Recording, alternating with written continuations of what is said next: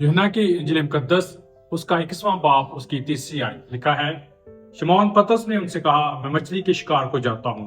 उन्होंने उससे कहा, हम भी तेरे साथ चलते हैं।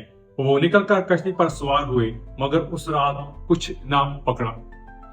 जब आपके सामने हालात बेयकीनी के हों तो कई दफा हो सकता है आप वापस उन्हीं राहों पर जाने के लिए तैयार हो जहां पर आप खुद को महफूज समझते हो।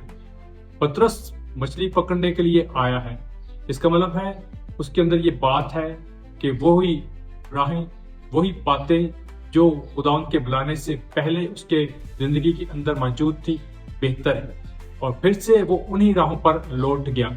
कई दफा हमारे सामने भी जब बेयकीनी की हालत होती है, हमारे सामने हालात नामुवाफिक होते हैं, तो कई दफा ये बातें हमारी जिंदगी के अंदर भी वायरल होती और लगी होती हैं कि हम फिर से उन्हीं जगहों पर, उन्हीं दोस्तों में, उन्हीं महफिलों में, या फिर उन्हीं बुरी बातों के अंदर और आदत के अंदर वापस लौट जाए। ये खतरा हर वक्त मौजूद रहता है। मैं आपसे कहना चाहता हूँ, खड़े होना सीखो, जैसे भी हालात क्यों ना हो।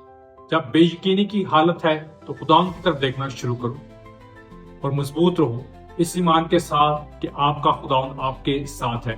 आपको वापस मुड़ने या फिर उन्हीं जगहों पर जाने और उन्हीं हालात में फिर से रहने की जरूरत नहीं है जहां पर आप पहले मौजूद थे।